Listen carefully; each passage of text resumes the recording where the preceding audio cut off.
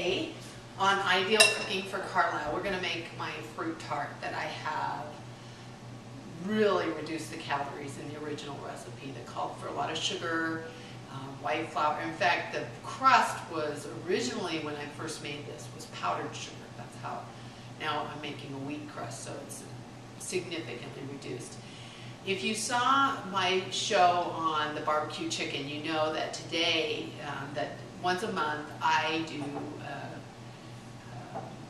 I have all my kids and grandkids here. There's about 22 that will actually show up. We have a blended family of 7 kids, 9 grandkids, and then mother-in-law and spouses. So there will be 22 people here. And so I will be making my fruit tart on a day when I'm going to have a lot of people. We'll have a couple desserts, but one will be the fruit tart for the sugarless dessert for today. So it starts with 1½ cups of wheat flour. You can get your favorite wheat flour, but it's 1½ cups in a bowl. And you're going to add to it your sugar substitute, whatever your favorite one is. And I like to do this with my hands. I think that that's the best way to do a crust. So you mix in your sugar substitute, 2 tablespoons. I use summer sweet, as you know. Then you're going to mix in your softened butter, and this is going to take a full cube, 8 tablespoons, ½ a cup of butter. You're going to mix it in and form a crust. It'll be, let's see if I can show you what it's going to look like here. This is always the hard part when you're filming by yourself, is to show what things look like while you're making it. So you're going to see it'll be kind of crumbly at this stage. Okay, then you're going to make a well in the middle. If you know how to do that, you just make a hole with the dough, put the dough on the sides, and you're going to add your 2 egg yolks. And you mix those egg yolks up. I just do it with my hands till they're blended, and then you start to mix in, I don't know if you can see that, you start to mix in a little at a time the wheat flour and form the crust. And then it's going to get a lot stickier, as you'll see. I'll show you the final thing in a minute. We're going to add our 2 tablespoons of lemon juice. That'll be your moisture, along with the 2 teaspoons of vanilla. So you'll get to see how the crust, now you can see how the crust is forming a ball.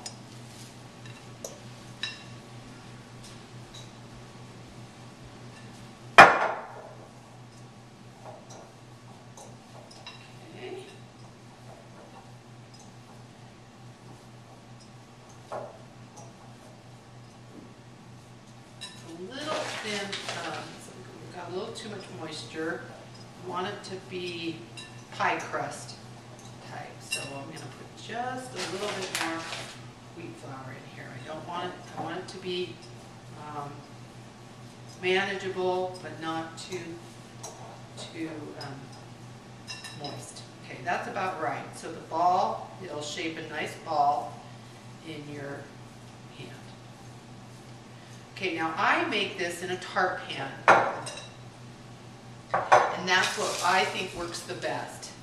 So you take this, flatten it out,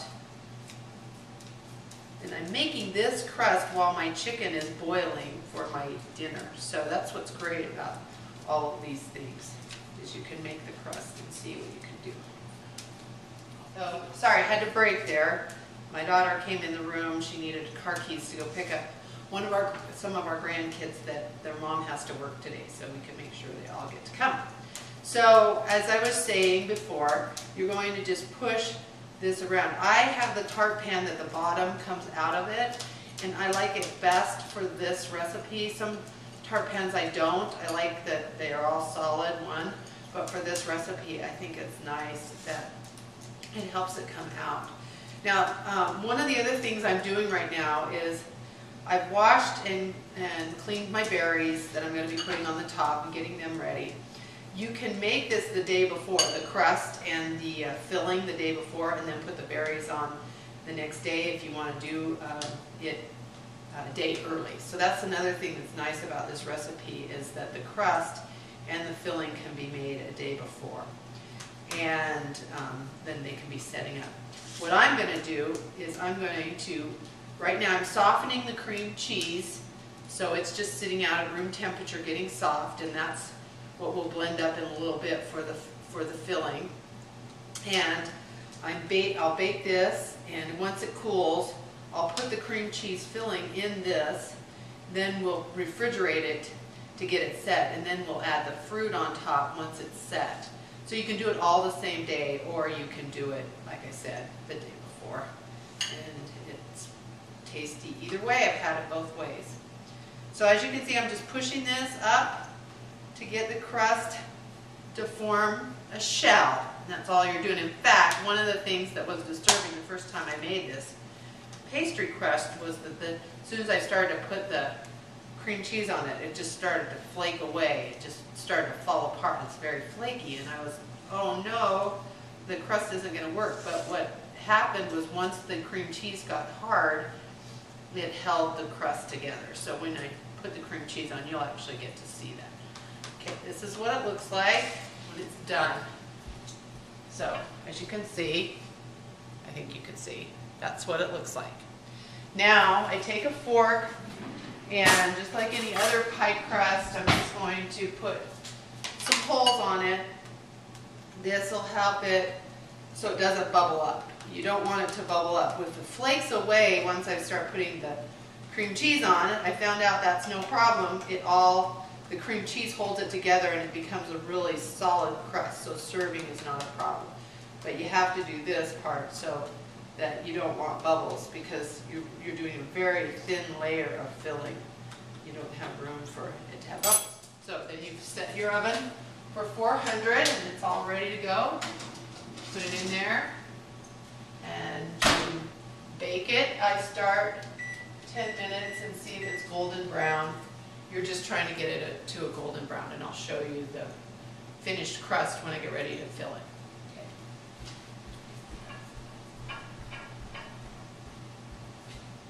Okay, this segment is supposed to be on finishing the tart, and I did that yesterday. I've had my first technical difficulty while I was videotaping that portion where you finish the tart, putting in the filling and putting on the fruit and the glaze. The camcorder stopped working, froze up, wouldn't do anything. So, I was having all my family over, so I finished the tart, finished the chicken, and today I'm just explaining how to do it, because it's going to be a while before I make a tart again. And so you have your crust, you'd have your crust in the tart pan. It would have baked, mine took 14 minutes yesterday. It would have baked anywhere from 10 to 15 depending on your oven, to golden brown. While I'm letting it cool, the cream cheese has been softening for a couple of hours. So I take the cream cheese, my sugar substitute, which I'm using the baking blend, it's the Summer Sweet baking blend, and that one, vanilla. I'm going to blend it all together until it's whipped really good. And by the time that whips up really good, I'm going to come over here and take and put spoonfuls of it all over the crust. And like I said earlier, the crust will start to flake a little while you're spreading this cream cheese. As long as the cream cheese softened and this is cooled, it won't be too bad. But it'll flake up a little. You'll think, oh, the crust is breaking apart. Not to worry. Put the cream cheese filling all over this in spoonfuls. Then take a spatula and just spread it evenly all over the bottom. And even if the crumbs start coming up, don't worry, just spread it all over. And then put it in the fridge. Once you put that in the fridge, that cream cheese will harden and that crust will be great. After it's hardened and had a couple hours in the fridge, I sometimes do it the day before and it stays in there overnight, which is great. But usually give it a couple hours to harden really good. Then I've taken my cleaned fruit and I've cut the strawberry stems off and I've placed them around here, and then I slice up my kiwi, just like the picture you'll see on the picture. You can put your fruit any way you want to. I just peel my kiwi, cut it in half, slice it up in wedges, put the wedges around. So I alternate between green and red, raspberries, blackberries, blueberries. You can put whatever you want on it and decorate it any way you want. And if you don't have a lot of strawberries, you can actually slice them in half